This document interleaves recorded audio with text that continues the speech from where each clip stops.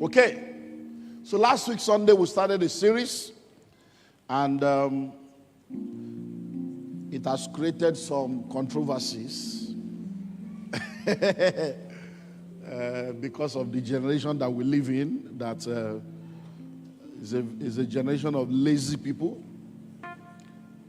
that are mentally lazy and physically lazy, that are not going to take time to go and do their due diligence, and then they will listen to 1 minute clip or 2 minutes clip and they conclude, instead of going to just listen to 30 minutes and get the full story.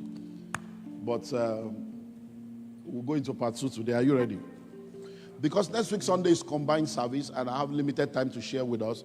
Let me see how far we can go today to pour out a lot. So we've done the foundation of, before you join the Japa bandwagon, vital considerations to note. And like I said to us last week Sunday, as a pastor and as a leader, as a father, it's our responsibility to give guidance and direction to people under our area of covering. So that whatever decision you want to make, you make the decision based on accurate information, so that you will not become a victim. Because when you become a victim, unfortunately, we also become part of the victim, because we are the one that will now be playing catch up. We have had to send money to people to return them to Nigeria. We've had to send money to people to return them to Nigeria when they got into trouble in different places. We have had to do fasting and prayer for divine intervention for people that Japa into trouble, and we are here, but they are still having to call us. We have to be doing fasting and prayer for something that could have been avoided. And that's why, in order to reduce our prayer points and reduce somebody saying, send me ticket, I want to return, let us help you before you enter the trap. So there are 5 vital considerations, and let's see how many we can cover today. There are 5 vital considerations that you need to put in place before you go into what we call the Japa. And all these things are very, very important, and I want you to take them. Like I said last week, I'm going to take it slow so that you can get it and really understand. Number 1, where are you going to? Where are you going to? So you want to Japa?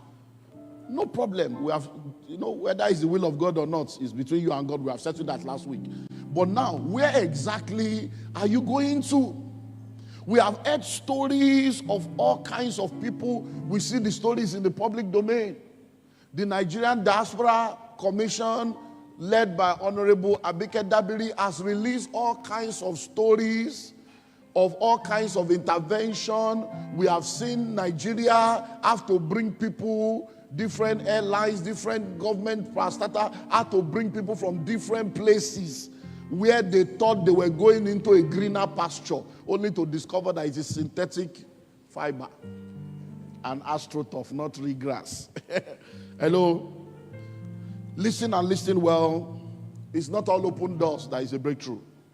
And it's not all that glitters that is gold. Like I've always said, even when you went to enter prison, the prison door will still be open for you to enter. Hello? So we have heard of stories of people in Libya. You know the Libya story. Some people will gather money, cross the desert, that they are going to Libya. Then from Libya, they want to enter boat and come out in Italy. We have heard stories of people in Saudi Arabia. We have heard stories of people in different Arab nations. We see them where they will tie them, where they are all like sardines in one place. We've seen all kinds. We've seen people that have gone to, I don't know if you remember Italy. The whole Edo state was like an Italian transit center. And people were just going to prostitution. I remember I've told you the story of when I stopped going to Italy. I used to go to, in 2002, God spoke to me about, mission to Europe. And I went to all the Schengen countries from 2003 all the way to somewhere around 2006. Every year, I was going to like 5, 6 European nations. I was touring the whole of Europe. And we even had an office in Italy. We kept going Italy, where the doors open, all kinds of cities in Italy. But one day I said, I can't do this. It just can't work. I went to preach in a church, and when I finished preaching, I made an altar call because it was a serious message. And everybody, the choir was wonderful. Now, God forbid, but imagine the way we are blessed. How many of you were blessed by the ministration this morning? Now, imagine that as you are blessed, you now discover that the person that blessed you has something that can confuse your life. I was in that church, the choir was out of this world. Everything was wonderful. And then I made an altar call, and everybody came out. The whole choir, maybe just 2 people were there. Everybody in the choir, even ministers, people came. So I'm like, man of God, what's happening? They say, no, don't worry, just pray for that. We'll explain later. Explain later. I said, what's the problem? About 70% of them were prostitutes. As in, they are commercial sex workers. I said, I don't understand. So he said, go and call. So I had to sit down to interview some people. They speak in tongue, they sang well, they love God, but they are prostitutes. And they said that when they were in Edo, somebody came to tell them that there is job, and they got the job, but only when they now got there, they now started telling them to do covenants. They took the hair on their private parts, the hair on their armpit, and that they said they have to pay them 30,000 euro, 50,000, 100,000 euro back before they are free. They sleep with old, new, 8, 10 people a day, sleep with animals. True life, so I was there. It's not as if I was sitting down interviewing these people. And I said, you mean you can, even the lawful captive shall be set free? He said, sir, we have tried that. The sister so that left. She had vaginal cancer. The very minute she left, they said, so they are just praying for God to help them to pay off so that they can be free. That day, I could not judge them. I could not change the scripture. When I left there, I was asking God, I said, but so these ones now, they will go to heaven, Abi? But because they love you, Abi. They love you. But I said, so God, I don't feel come. That's the last time I went to Italy. True life story. I could not go because I can't fathom that. I just, till tomorrow, I don't have answer, so don't ask me. I don't have answer. No, I'm telling you, I couldn't fathom it. So all these people born again, so, and you're a process, every day you wake up, you are going to do runs, and that is your career. And you're, I couldn't understand it. But I know that the scripture cannot be broken. So I would rather stand on the side of scripture and let other things take care of itself. Hello? So where do you want to go to? Because many of them, we have heard of Northern Cyprus, where they say they are going to Turkey, and they are going to Cyprus. And Northern Cyprus, we are even told it's not even a country. That is not even a recognized country. But because we are looking for cheap school, because I want my children to go, I don't want my children to suffer what I suffer. Many parents have lost their children. Look at what's happening in Dubai now. With Nigerian students that are going to do cultism a year and a year fighting. It's just amazing. So where do you want to go? Where? I hope you remember that many people were displaced from Ukraine because of this Ukrainian war. I think I told you the story of a guy that got into Ukraine and died the same day. The guy entered Ukraine and died the same day. And we have a brother, one of our sons here is also in Ukraine. When I heard that, I said, so I called, I said, come, what happened? This guy does, he said, no, that most of these people, that's his code that killed him. It's not devils, his code. So most of these people, they will go to agents that will just get them visa, but the agents themselves have never traveled. So they don't even understand what they won't tell them the kind of clothes to wear. He said, the guy came, he said, because the hostel, the heaters are not working well. That's why you have to still buy a smaller heater to be able to connect so that you can put the heater close to yourself. See, because this is very cold weather. So the guy came from Nigeria with normal Nigerian shirt, entered there, the place was cold. He said, we buy heater tomorrow. He slept, he didn't wake up. But he says, he was like crayfish. He says it's the heat, it's the cold that killed him. And he was the only son, not the only son. The woman had 2 children. One boy, one girl. He died. He entered Ukraine. The day when he entered, and he died. Where are you going? Have you done a research of the country you are going to? Have you researched the country? Do you know what the country is all about? Have you found out the laws of the country? One of our brothers here traveled to one country, and in that country, prostitution is legal. That you don't even have, if a prostitute solicits you and comes to you to say, Alpha, you cannot insult the prostitute. To say, how dare you say that you can't do that, you will now be the criminal. No, true life story. The brother is a member of this church. Hello? He said, by the time the person was coming, thank God for the person that was there that was with him. And they said, what kind of nonsense is this one? And he said, brother, cool down. You better adjust yourself. That you have to beg her that you are not ready and look for a way to tell her you will come and see her later. That because if you fight, you are the one that they will arrest. So when they say, oh, how are you? You look beautiful. Okay, don't worry, I'm actually going out now. So where can I see you when I'm ready?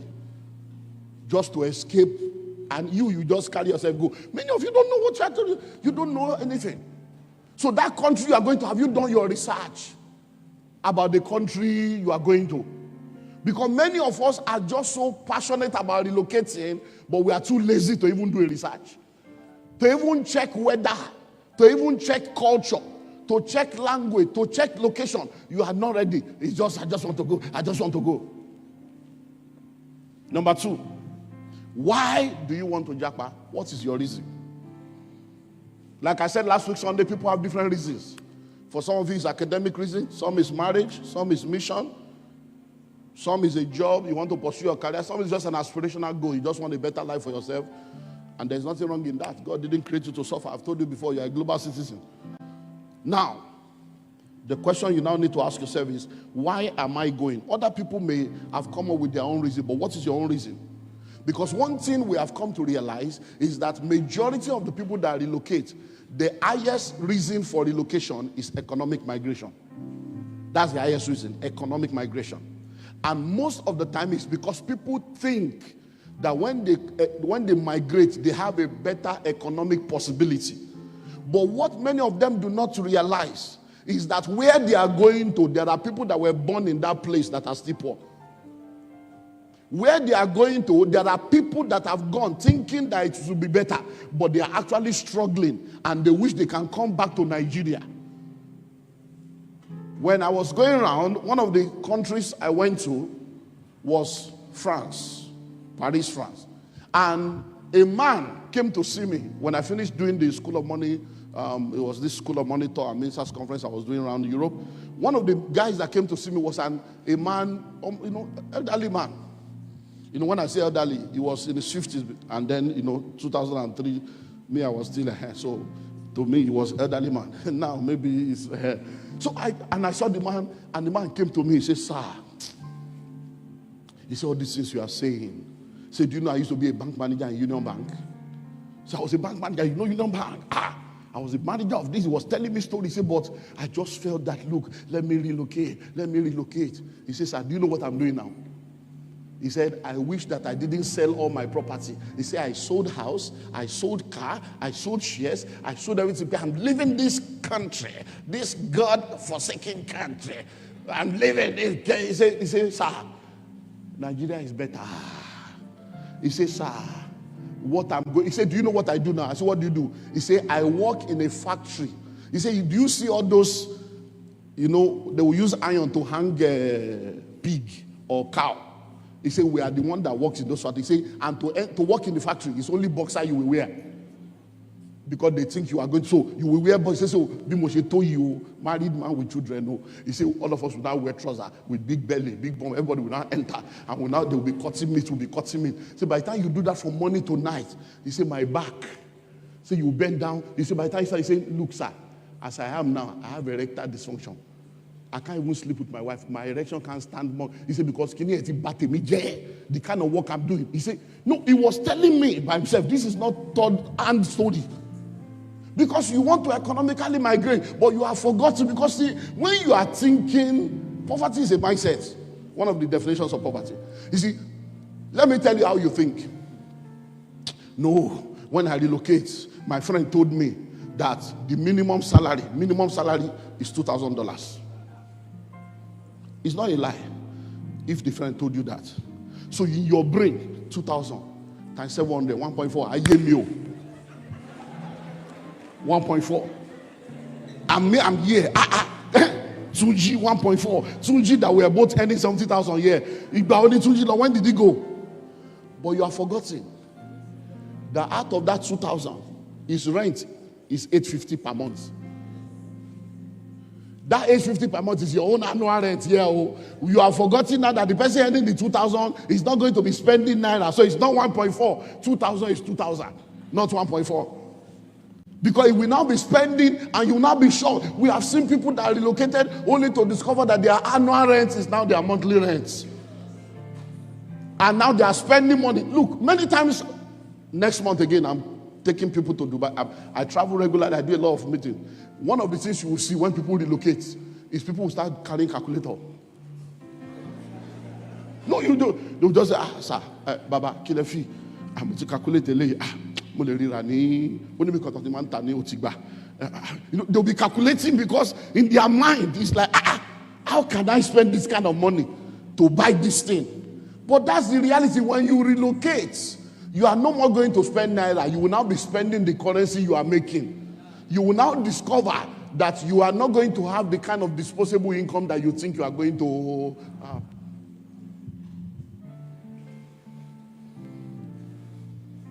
So, desperate people do desperate things. But by the time they get to the other side, they realize that there's trouble. Few things I would like to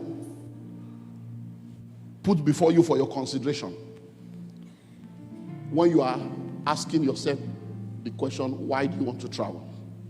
Number one, is your marriage or relationship strong enough for the move?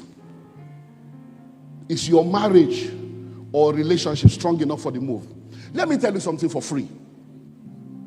Africa helps marriages. Africa helps marriages. African culture helps marriages. Forget about all the, different excesses of some stupid men and some stupid women. But Africa actually helps marriage. Because in Africa, we are communal. In Africa, we love, we respect. In Africa, we are not just out there. Westernization is trying to spoil. But an African man, an African woman, there are some basic culture and values that comes with us that are cultural. Even if they are not born again, they are just some culture that helps marriage. Once you cross to the Western world, you need to ask yourself, is your marriage strong enough for that move? Because, listen to me, one of the things you will realize is by the time you cross over, you will suddenly realize that many of the things you believe are cultural, not global. Hello? Because many of you now, for instance, in Africa, in marriage, you believe that it is the woman that should cook. The man does not cook. It is the woman that should do school run and take care of children. The man does not do that. You now carry that African virus and enter abroad. And then your wife says, I'm going to work, so don't forget to wash the plate. You're like, Master, wow, all right. But once you cross over, there is nothing like the wife is the one that cooks. All those things are African mindsets that are not global. Then you now realize that your marriage is not strong enough. So many marriages break when people relocate. Because a lot of women in Africa that have been, cowered into submission. Submit. When they now enter, nobody needs to preach human liberation. They are just liberated. Because by the time they go out, they are hearing different stories. And then all of a sudden, so is your marriage strong enough for this move that you want to make? You that you are in Nigeria with all of us available to counsel you. You are fighting, we are talking. I hope you know that even to go to a counselor for mediation is 200 pounds per person for 2 hours. So you pay your own 200 pounds. Your wife will pay her own 200 pounds. And you sit down with somebody just to help you mediate. The one we are doing here free. Love offering, you won't bring. Birthday, you won't remember. Christmas, because pastors in Nigeria are just free. And you still insult them. When you go, it is a counselor or a counselor that will charge you money and give you 2 hours. And they can put you on 8 sessions. 400 times 8. If you don't want to, in Nigeria, your marriage is there. You can quickly call your neighbor and put your child with your neighbor, or call your cousin or your brother. Someone called me yesterday. She's supposed to be on the trip to Dubai. I said, sir, I'm sorry, I will not be able to make the trip again. Why? There's nobody to leave my children with. I thought that my sister would be able to make it, but she too said she won't be around. I spoke to them, so I have to stay with my children. That's what abroad, there's nobody to keep your children with. You see, the money you will pay for daycare alone for your children is more than the salary that you are collecting. So by the time you have 2 children and daycare is 650, 650 times 2 is already like 1,003, 1,004, and your salary is 2,000. One person will have to sit there at home and be the father or mother at home. So many times, the person that has the highest salary, and by the time you relocate, if your wife is a nurse, or she's in the medical profession. She's the one that will be making the money. You that you are just a struggler, hustling in Nigeria, you now get there, you will sit down, the woman will go to work, you will be doing child run, you will be doing school run, you will be doing nappy, diaper, you will be doing food. And then you will now begin to feel that you are not a man. Because Africa has made you believe that being a man is going out to go and bring food for the woman that is sitting down like a jobless woman. Is your marriage ready for it? Is your marriage ready? These are things that nobody will tell you. We know how many people we are counseling you. Many of the people you are seeing, they have divorced, they have separated. They are just roommates in the same house. There is no more marriage. Because they relocated without considering the cost of that relocation on their marriage. And you suddenly realize that people that have a strong marriage value, they begin to tell you new revelations as if the Bible changes. Let me even tell you one of the problems you are going to face. It's not only about the two of you, it's about the people that are monitoring you. You say, Pastor, what are you talking about? You see, in the Western world, there are so many old women and old men and gossiper and prognoser that are just jobless at home, opening window to check what's happening. No, true life story. And they are the one that will call police, say, I think this couple are having issue. I heard the sound. True life story. Hello? They are the ones that will come up because they are jobless old women, jobless, they don't retire, nowhere to go. Now your life be their school. I was impressed in Pastor Lekon, you know him, Pastor Lekon. This happened in this. So just this one that I went this April. And what happened? A couple that has relocated, you know, these elderly redeemed, Momijio kind of people that are, I know, that's the way the couple is. So they have relocated. And then in the school where the woman is doing her master's, they now form them into small groups that they should do a project together. The project group now said, we are going to meet so and so time. The woman innocently said, I will not be able to make it that time. That I have to go home to cook for my husband. Great mistake.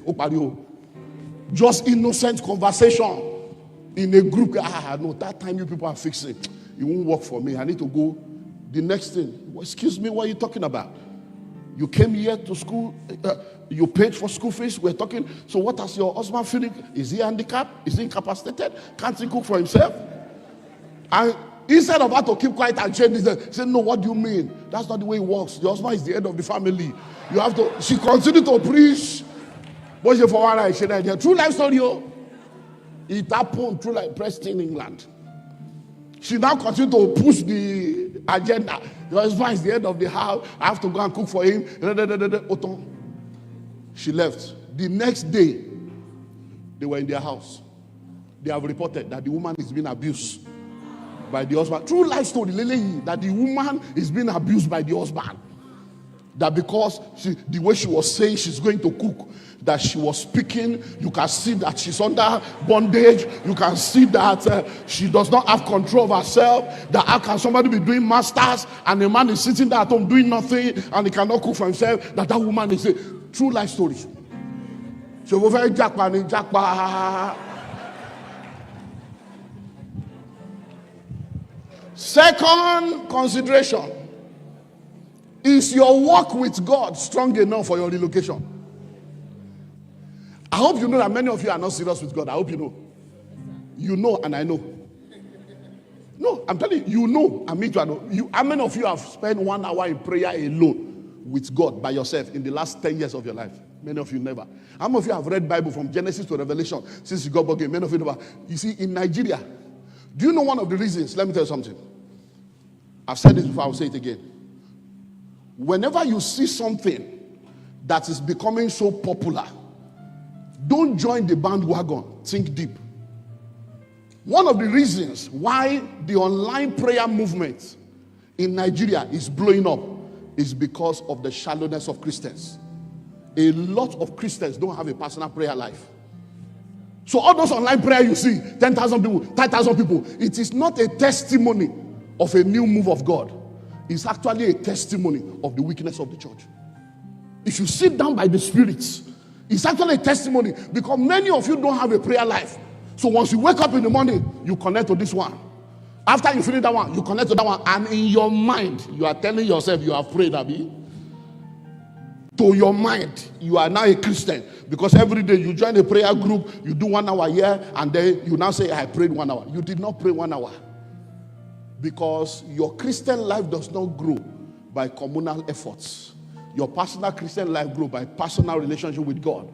And that is why when the lockdown came, we saw how weak the Nigerian church is. Because many people backslided with the lockdown. I told you before the lockdown, as we are entering it, I said, it's not just a health pandemic. I told you it's going to be a spiritual pandemic. It's going to be a relational pandemic. It's going to be what? A financial pandemic. Now, people are taking mental health, depression, suicide. It's COVID that came to strengthen those things. A lot of churches have not recovered till now because people have now retired. Every program now is here online. Now we are doing program next week. Oh. Some of you, even though you live 2 streets away, you will not come because something is wrong with you. So I will join online. I pray that God will not only show up online for you. No, that's my prayer for you. Because if all you need,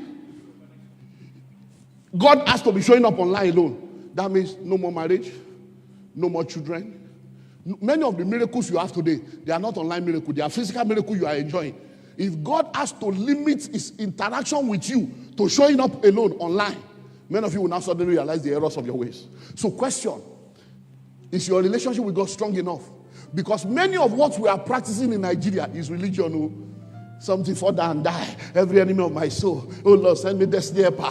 Lord, give me breakthrough. Once you relocate, about 80% of the prayer of a Nigerian Christian becomes useless in the Western world. Because there's no devil to fight. Water is working. Light is working. Car is working. Nobody's going on strike. Your food is regular. Everything is regular. You will now suddenly realize that all your prayer life has been about things, not God. Look at your prayer life. So all this online prayer, how many of the online prayer is about, Lord, make me what you want me to be. Deliver me, Lord. Transform me, Lord. Help me to love you. It's all about this your day. Today is day of goodness. Tomorrow, day of blessing. Tomorrow, day of favor. You are just fooling yourself. You are fooling yourself and you are just moving in cycles like children in the wilderness. Am I saying don't join your online prayer? I'm not saying that, but that should not be your menu. That should not be the definition of your prayer relationship with God. I'm telling you. So is your Christian life strong enough? Many people fast in Nigeria because of fear. Many people give because of fear. By the time you now get to the Western world, most of all those confusion about tithe, offering, and everything about church, most of the people saying that online, they are diasporans. Because they just feel that, no, since I've been here, I don't tithe, I don't give, and everything is working. So what are you people talking about? Because when they were in Nigeria, instead of teachers teaching the people the truth, they kept using the pulpit to manipulate people. Because majority of pastors themselves don't know better. And because we are in an economically deprived location, economic ministry has become a way to tell people God will heal you, God will deliver you, God will bless you, God will this you, God will that you. So even in saving people, even the salvation is come to Jesus, he will save you. Come to Jesus, he will deliver you. Come to Jesus. So even from the point of recruitment, we are recruiting people into a relationship with God for what God can do for them, not for what he can make out of them. So is your Christian life strong enough? There are people that the day they left Nigeria, that was the last time they ever fasted. They have not fasted now for 15 years. They have been abroad. Many of them have never tithed in the last 10 years. And as far as they are concerned, I'm doing well, my career is moving fine, everything is moving fine. All these Nigerian pastors, they are deceiving you. Why? Because people have not been well taught. So is your relationship with God strong enough for that relocation? Number 3, let's see if I can do one more. We'll continue next week Sunday. How are you going? By air? By road? By sea? By desert? By the Spirit?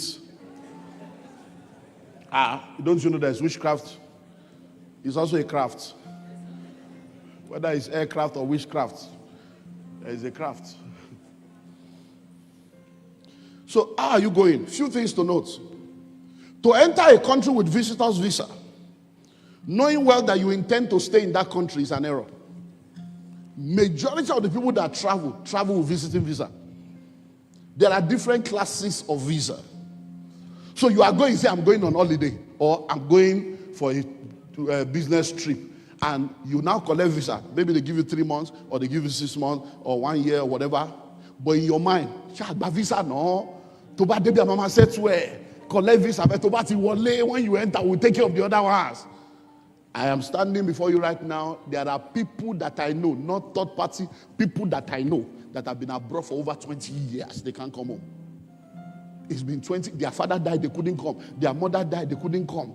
There are people that have left thinking that, oh, don't worry, let me go first. Then you will come and join me. They have gone 7 years ago, 15 years ago. The wife is still here with the children. Marriage is over. The man don't do arrange to marry another person to say he won't get document. You don't know what people are going through. I've been pastoring this church for 27 years. There are people, if I tell you cases even in this church, a sister here, that's how I will go and join the man. Now so, year 1, year 2, year 3, year 4. After a while, by the time she finally, they have been telling me her story. The day she finally came, I said, look, my sister, leave that side. Start building your own career. Go to Ghana. From Ghana, go to Kenya. Just begin to build. Before you know it, one day, don't put his name on anything. Just go on your own personal level. I said, because this one you are going, the man may have married. And every time you are filling form, you are putting his name. But his name and your name are no more tallying based on some things he's not telling you. That's how the sister started. After about 3 years, she finally made it to London. That's where the man, after the man came to London. Now then the man sleep with her, impregnate her, go back to America. She came back to Nigeria, discovered she's pregnant. That's how she gave birth to a child. To enter London again, if you enter. To go to America, now she's a single parent. I can tell you stories upon stories. Another one, in this same church, there are plenty like that. The man has left, and the stupid woman, they agree that no one but man shame here. Because see, when poverty is your software, compromise is a normal thing to you. Because many of you say you are Christian, but me, I know you're clean kokon. You are not clean nothing. You are just a bunch of carnal Christians that claim to know God, but you are ready to do anything carnal with your minds of God will forgive us. Mercy. Hello, they agree though that the man will go there and enter an arranged marriage. Because some people pay 3,000, 5,000, 8,000. You do an arranged marriage, then you get married. After you get married, you now divorce the woman, and then you now bring your family. That's the plan, no? As I'm speaking to you right now, the man don't enter queue. The woman don't, even the woman in Nigeria too, she too has started, she don't get psychoc. If you don't sleep around for Nigeria yet. They are in this church, it's not long time in this same cavalry. She's already, even in daughter, don't cash in mama with somebody. What are you talking about? You are just messing away the life of your children, messing destiny away without it. So if you are relocating, visiting visa is not immigrant visa. Hello? To say you are going to visit, you now get there, you say we are going to change status. Have you gotten the right information? Have you gotten the right information? I can tell you stories about stories. I have friends, even from men of God, where the husband and wife had to separate. The wife went to marry somebody arranging, the husband to marry somebody arranging, and they are pastors, and they are still the same, and they are pastoring the church.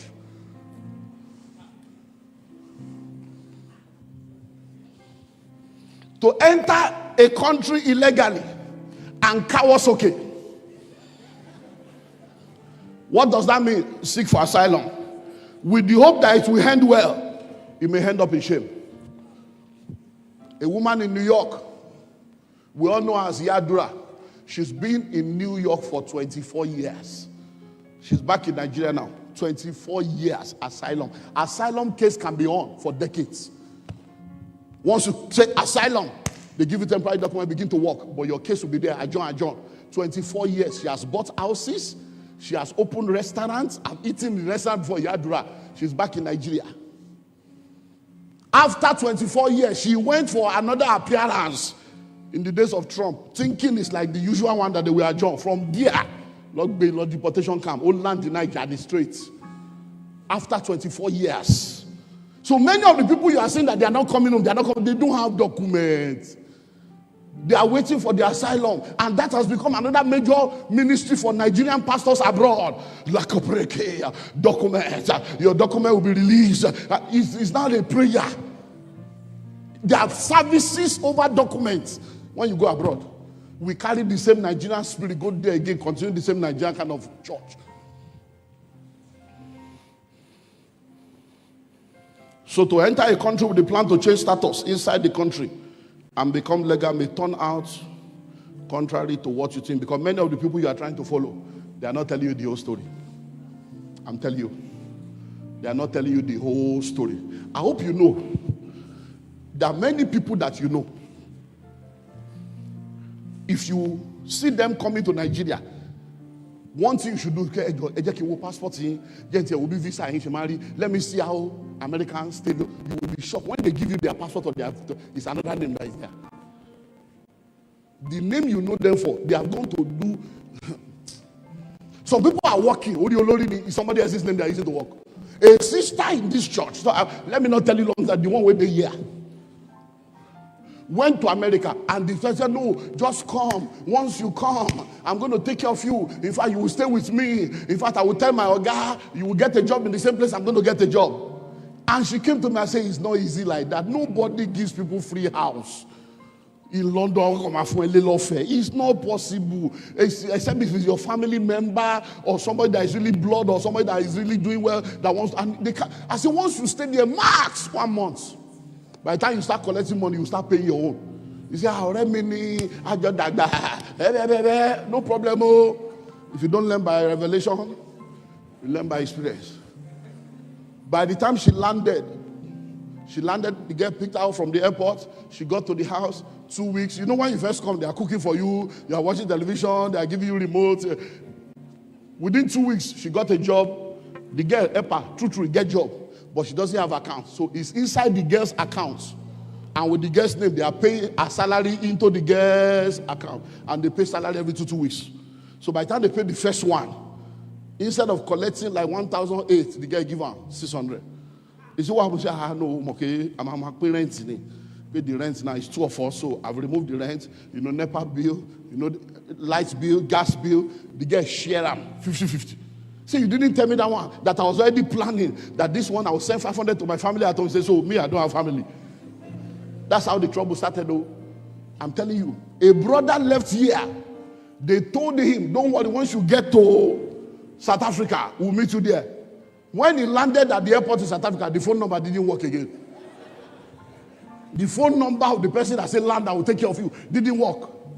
He ended up sleeping in a church. He asked for a Pentecostal church. It was a Pentecostal church. He now went to sleep on a beer halter that doesn't even have rug like our own. Inside winter for South Africa. Now so it begin clock. But now from there it begin colors. Hello? It begin color. I'm trying to look for. There is a South Africa I went to. There are some people that went with us. We met some people at the airport. I'm trying to look for. There are about 2 people that went with us. At the airport, we met a Cavarian at the airport, stranded. We met him there. There are 2 people that I'm trying to look for them. They were, are you here? They said, no, we have been here since yesterday. I slept at airports. I don't know anywhere. The person number is no more working. I said, I'm telling you.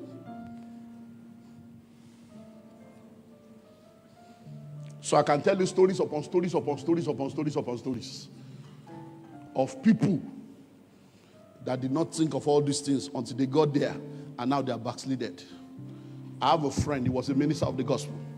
When he got to America, we still spoke about 3 weeks ago, one of his greatest regrets now is that he's not in ministry. He's doing well, he has car, he has houses, but he's no more in ministry. Why? Because he has to be hustling. And he's been in America now for over 20 years. But the call of God upon his life has been suspended because he can't do ministry. Do you know how many marriages have been scattered? Even men of God's marriages. You can't keep 2 homes. Wife and children in one place, you in one place. All the people you see doing it, that you are envying them. Don't let anybody deceive you. Marriage was never meant for husband and children to be in one place. Wife and children, that's not the plan of God. There are sacrifices they are making. There are pains they are going through that they will not tell you. Stop envying what you don't know. Stop envying what you don't know. Say, don't worry, I'll be going there every quarter, every this and that. And I hope you know that all the children you are raising now, but you don't know how far. At the age of 18, that's when your report card will come out. Many of you, what you are doing now, you are setting yourself up for pain and sorrow in old age when you suddenly realize that you don't even know your children. And it's men that suffer more. Because they will be collecting your money to take care of themselves, to settle themselves. After a while, you are a bad father.